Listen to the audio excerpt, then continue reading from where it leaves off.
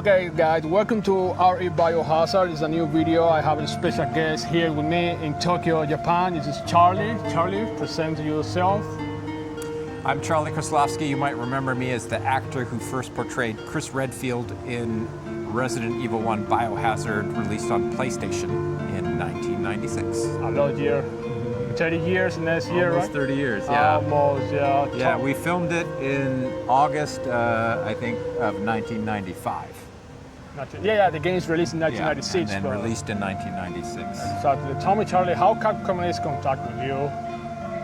So at the time, I was working for a talent agency in Tokyo called IMO, Inagawa Motoko Office.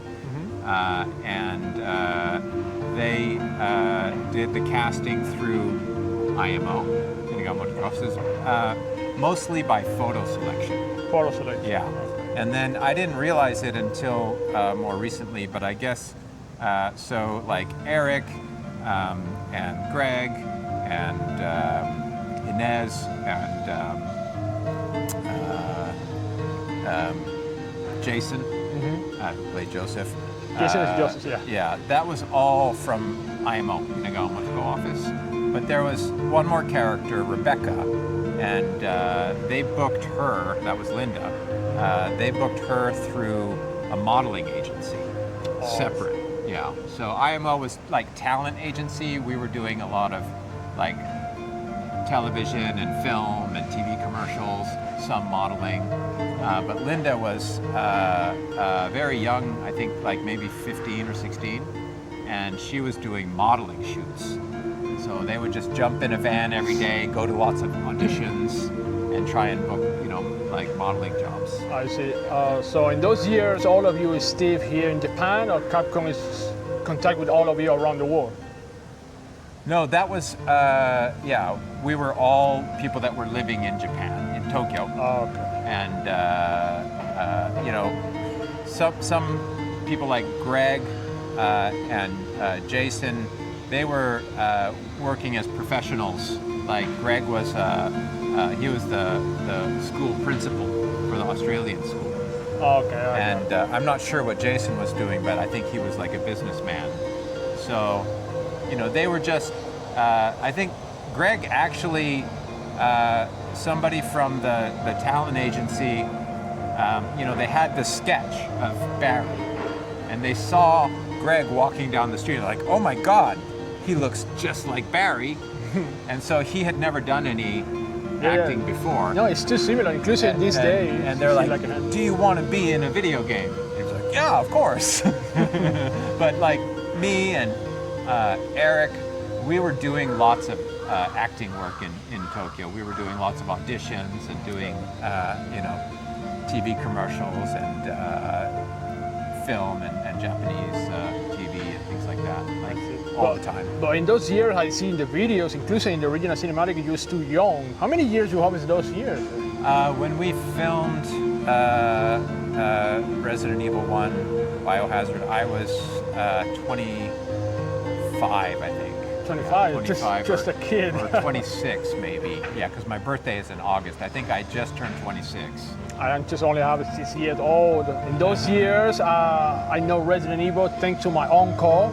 My uncle is a great fan from the franchise. Right now, he's a retired about the video game because I'm a little more old, and now I love to see serious movies. But in those years, he showed me Dino Crisis, Resident Evil. Actually, all the Capcom classic games, the favorites too. I love it right now. And thanks to him, I know you and the rest of the casting and the entire franchise. So tell me, when you started recording the area and the place, you can explain me what location is, how you feeling in that place when you started recording for the first time? Sure. So the first thing we did was like a wardrobe fitting. And that was the first time I saw the sketch of the character, and they actually put the wardrobe on me, and I remember them like putting the knife, and I remember feling very excited. I was like, wow, this is so cool. The knife is right here in the left shoulder. And I was like, wow, this is amazing.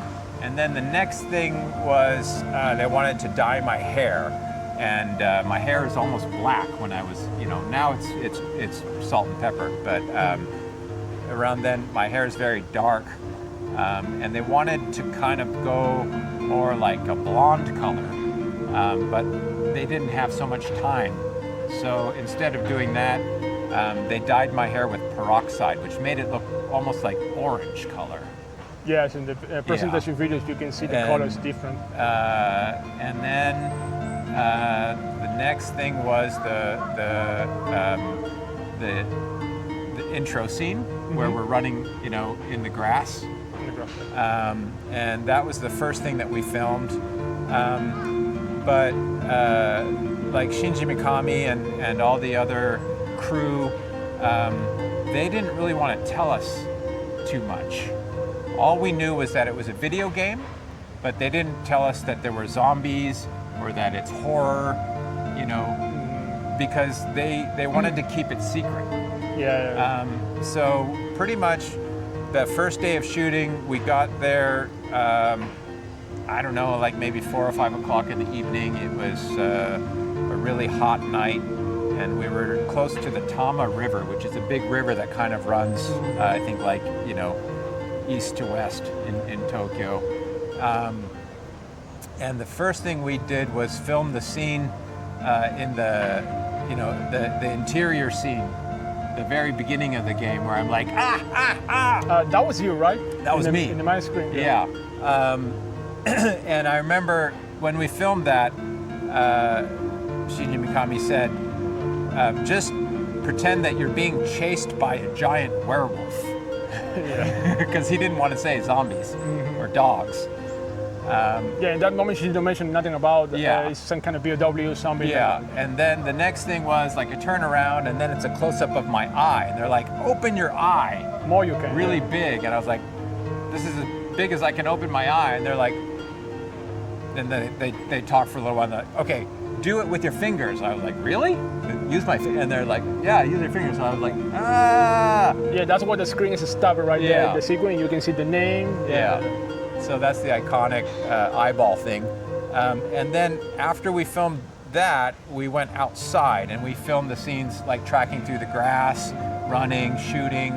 And when we were doing that, they had the animatronic dogs out there. It's animatronic. It's not a real dog with customized. They had some real dogs there, but the real dogs, and I didn't really remember this, but Greg told me later, like they had some real Dobermans, but they were too friendly, and they were just licking. So we couldn't use the real dogs, but they had like the prosthetics, like Joseph's, arm with the gun, things like that. So I just remember thinking, wow, this is so cool. And then, so we shot all those scenes, like the running through the grass, and then the helicopter, no, don't go. No, go. Yeah. You're screaming at that. And then... But this never have a helicopter in there, right? No. That was only... In the sequence, you see a helicopter bound the place. Yeah. Okay. That was only like audio and maybe some animation. Later in post-production, Capcom meets all the sequence. Okay, got it. And then I think the next thing we did was the credits. So that first day we were all there on set, and the credits we were all there together on set in the studio, doing the I'm doing the lighter, and Eric's doing his hair, and all those things, and Rebecca's doing like this. Yes, because the background lyrics is on fire, so maybe he's using some kind of chroma key, right? Probably, yeah. So that was all just in the studio with a flat background. Yeah. You have to do different intro about you. One you were smoking, and another one you just do this with your hair. No, that's Wesker. Yeah, Wesker does this. He's good with the hair. Yeah. I think they got censored in some countries because of the smoking. Yeah. And other countries it was censored because of the blood, and they had to do black and white instead. The part you mentioned in the forest, where they cut a hand with the gun, that sequence is completely censored. It's never jumping to that sequence. Yeah. It shows some kind of paper, mention the news in Raccoon Post, something like that, and censor the blood and the dead people in the grass. It depends on the version and which country, I guess. And then I had one more day of shooting, and that was for the the end of the game, the helicopter. The helicopters. And so there are a couple different versions. And for that, it was just, for me, it was just Inez and me. And Rebecca. No, she played Jill. Yeah, Rebecca and Barry, they filmed a different day. And you see them on the other side of the helicopter. And then my side of the helicopter, just me and Jill. Yeah, but I mentioned because the game has 6 different endings. Right. One of the endings is you yourself in the helicopter. Yeah. Another one is only you with Inez. Right.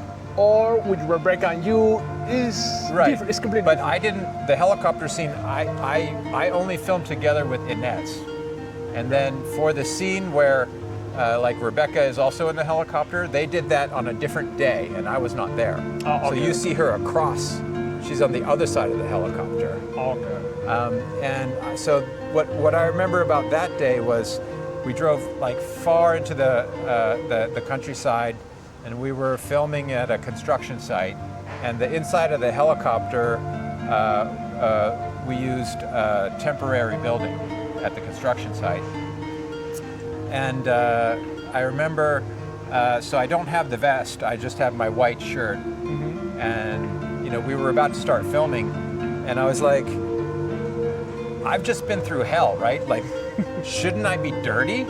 And so they talk for a while, They're like, yes, you should be dirty. And so there was a parking lot outside, and it was raining the day before, so there were some puddles. So I went and rolled around in the puddles to get a little bit dirty. And then I came back in. I thought I was pretty dirty. They're like, go back and do it again. So then I went out, and then I came back in, and finally I was like, still it wasn't dirty enough, but they're like, okay. And then we filmed that scene. And I remember that was just a really, it was like a nice moment with Inez, where we're in the helicopter, and it like you can really tell that he cares about Jill in that scene. I see. Is what I remember. A little date for the people. All of you recording in a real helicopter, or all of that is just a studio? You know, the background helicopter, just a background to record that, or that's in the real helicopter? Yeah, no, it was a temporary building at a construction site, mm-hmm. and there was just like a long bench. Yeah, I see the bench in the videos. So no helicopter. No helicopter. Okay. That was for me, and then I wasn't there, but Greg told me when they were filming the helicopter, like for Rebecca, that was in a studio. But I wasn't there that day, so I'm not sure what that one looked like, but it was not a real helicopter. Yeah, but the sequence is here, everyone is recorded the same days in the same place, on the correct place, so that's pretty cool. Well, after that, maybe you know, or maybe you don't know, when the games come out, it's become one of the most successful games from the entire company. It sell a lot million. After that, it's coming RE2, RE3, and I don't know, how do you feeling? I mean, what do you feel when you know that news about the franchise? So I didn't know anything about it until about maybe 6 or 7 years ago. Really? Yeah. Too many so years? It's kind of a long story, but when we filmed it, the working title was just called Biohazard. Yeah, it's called Biohazard. And I had no idea until about 6 years ago, because I wasn't really playing games so much. I didn't know that Resident Evil and Biohazard are the same thing. And then the other thing is, they decided to put only our first name in the credits. Yes, I see it. At the end, so it just says Charlie. So nobody knew who we were. I had no idea. I remember, like, even when I saw the first, Hollywood film, mm-hmm. I was like, that looks familiar, but who's this Alice? So I thought it's just something different. They just copying, the idea from Biohazard. I didn't realize it's the same thing. So, that was all because of a copyright issue.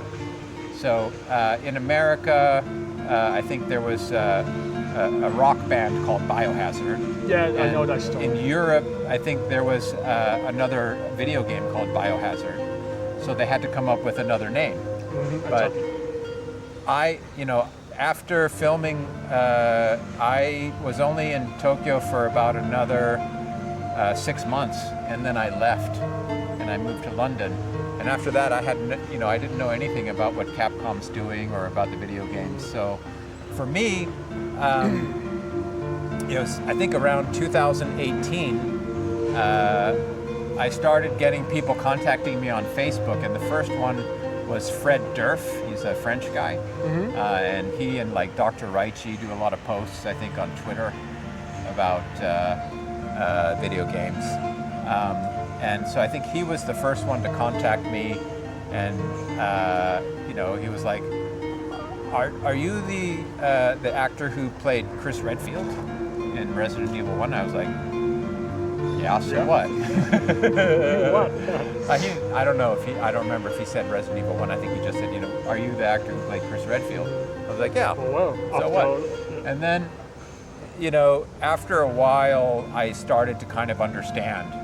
Yeah, Resident Evil. Wow, that's, you know, it's a very big franchise and very popular all over the world. And your character is so popular, with inclusive with Leon and Claire and Jill is three of the most big characters in the entire franchise. Yeah. I know Capcom is changed all the different actors for Chris, but you started all of them. You are the first Chris, so right. And in the video game, I'm the only one who was ever live action, because after that, everything was just like face model, motion capture. Yeah, the character is polygon, and so Yeah.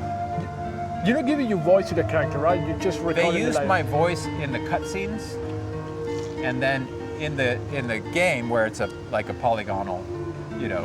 that was you. The voice we can hear is your voice in the in entire the game. cutscene, In in the the video cutscene. Okay. Like, no, don't go. Jill, run for that house. That was my voice. Okay. And then in the game, they had a voice actor, Scott McCulloch. Oh, okay. Yeah. And I found out later he died tragically in a car accident in Yeah, I Tokyo see that. just a few years later. And he did, I think, a lot of other video games like Castlevania and things like that. So unfortunately, he was in a taxi and got in a car accident in Tokyo just a couple years later it's so and bad. passed away, which is too bad. But you know, Resident Evil 1 have a record about it's have a record because it's having the more works dubbers in the entire franchise. The voice is so weird. That's why I ask you, because in the cutscene, when you talk, you sound weird. I mean, not weird, regular. You know, you're acting like you're normal acting. But inside the gameplay, the dialogue is so weird, so robotic. So a lot of people make this question: that's a Charlie voice, or that's another person? Yeah, no, that was Scott McCulloch, and I've read about it a little bit, and so from what I understand, you know, the voice actors, they didn't get to really see the images, and you know, they had like a Japanese person directing them, and the woman who was I think the woman who did one of the voices was also kind of translating and directing the voice actors, but there was, I think, you know, some difficulty communicating between them and the Japanese director, and I think a lot of times they didn't know exactly what they were supposed to do, and that's why the voice acting sounds a little bit strange. But you know, all these years later, I think a lot of people kind of find that it's a very charming thing. You know, it's like kind of like campy, like we would say, like, you know, in like an 80s horror movie where the dialogue sounds kind of like almost funny. Yeah, but I think a little bit it was just kind of like an accident. I understand. Well, before end, we're talking a little bit about your more recently project. Now you finished the Keeper's Diary. Yes. A lot of people is watching, and she's loving that short film. Developer for Andrew and Resident of Evil guy from JJ2. Yeah. So tell me, what are you feeling when you record that too? The Keeper's Diary, that was kind of maybe 2 or 3 years ago. Andrew contacted me and he sent me this really amazing animatic and asked me if I would be interested in playing the Keeper.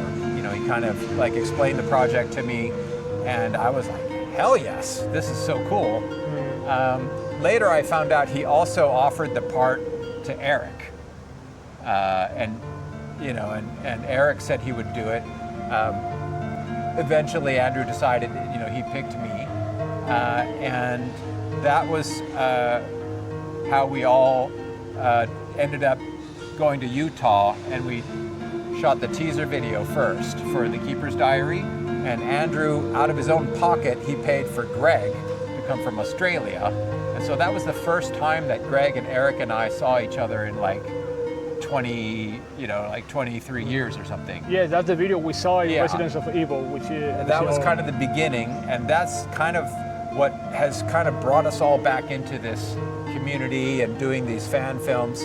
And so we shot the teaser, and then we did some other fun things, and then a few months later, actually it might have been even more like a year later, we did the crowdfunding, and we were very successful. I think we were trying to raise $40,000. We ended up raising like $50,000, and I think we made a great fan film, like probably one of the best Resident Evil fan films, I think. No, they actually yes. A lot of people talk about, and it's faithful to the game. That's what he was trying to do. Exactly, because I don't know if you know, the new Resident Evil movie, the Hollywood, they make it about the game, only thing is bad movie, right. Bad adaptation. So the fan is appreciate all that kind of short film, because she knows.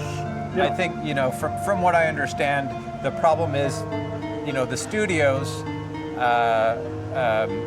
they don't want the movie to be too gory, because then the audience is limited, because you're going to get maybe an R rating or even an X rating if it's very gory. And I think that was part of the problem in the early days when they first were going to make the Resident Evil film. It was going to be George Romero, and it was going to be, more like a George Romero type of movie. Yeah, it's like too gory. This movie's too gory.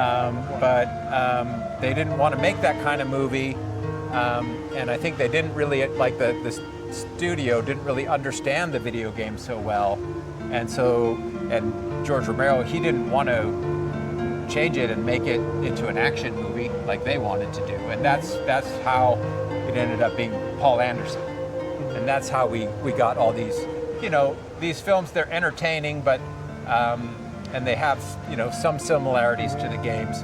But it's not follow the original script. That's the problem. Right. It's not the original. It doesn't have that same kind of feeling of going through a dark, spooky mansion and you don't know what's coming around. It doesn't have that feel in the movies. It's more just kind of a big blockbuster action movie. Exactly. Yeah.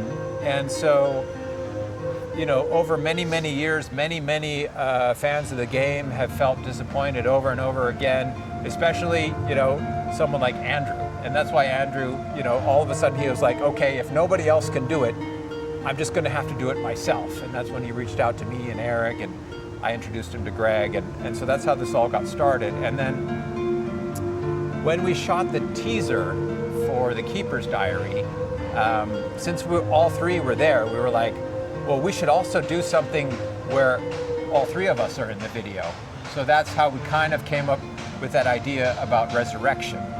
And we just shot a very simple, teaser, because we didn't plan that in advance. We just we did it, with what we had, and we just kind of put it together quickly. And people really liked it and responded to it well. And so after the success of The Keeper's Diary, then we decided, okay, so for the next project, let's do this one, Resurrection. Yeah, exactly. And then by that time, Andrew had made a lot of connections with people like JJ at the Residence of Evil and his Row Squad, including like Beggy Beg, who is the writer for Resurrection. So it's a fan film. Well, it's actually going to be a web series, a 4-part web series, Resurrection. We're going to call it Resurrection, a Biohazard story. And I should say, we're not connected to any corporate entity. This is just a fan film, made by fans for fans, not for profit. And we're not going to use any of the IP or anything. But so I think a lot of fans are excited because this is the kind of movie they've wanted to see for 30 years, and they just, you know, keep feeling disappointed. I think there's many people who are fans of the movies, you know, that aren't necessarily fans of the games. So I think you have a wider audience, you know, of people who like the movie for what it is, and they don't really know so much about the games. But the hardcore fans who have been there since the first day playing the games, we're doing this for them. That sounds good. Yeah, it's like a love letter to the fans. And you can talk about the Resurrection project a little bit. I know you have a limitation, you can talk about that because the project is still in development, but when I'm talking about the history, I mean, you are free to talk. Just let me know. Sure. So in Resurrection, we kind of we pick up the story in the present day with the same characters. So, you know, the character that I played, CHRIS REDFIELD, and you know, Eric was Albert Wesker, Greg was Barry Burton. We have reached out to Inez, but she has not responded at all. So most likely we'll have someone else playing Jill. But we have Linda, who was the original Rebecca. And the story is going to take place in Mexico. It's kind of in the storyline is kind of in the same universe as the games. But we had to take a few liberties, of course, you know, because Wesker is dead.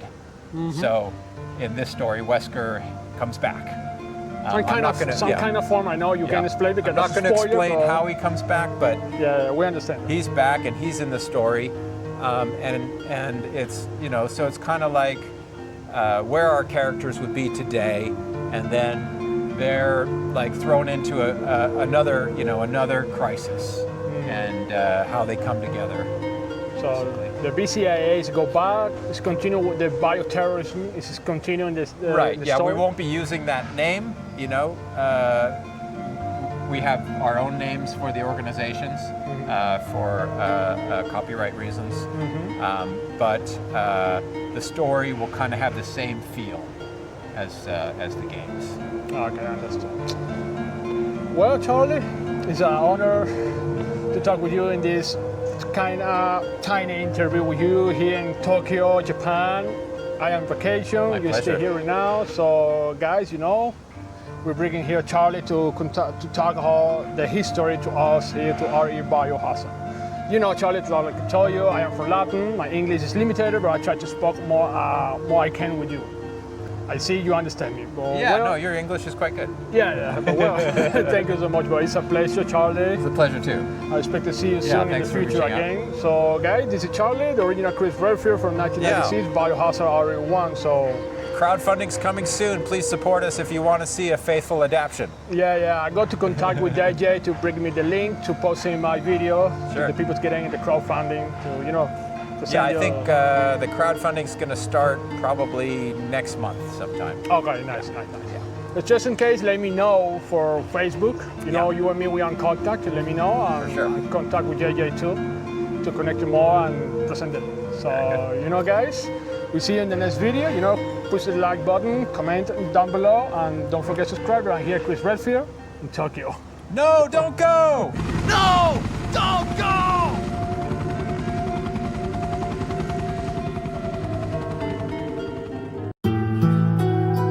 Come back anytime.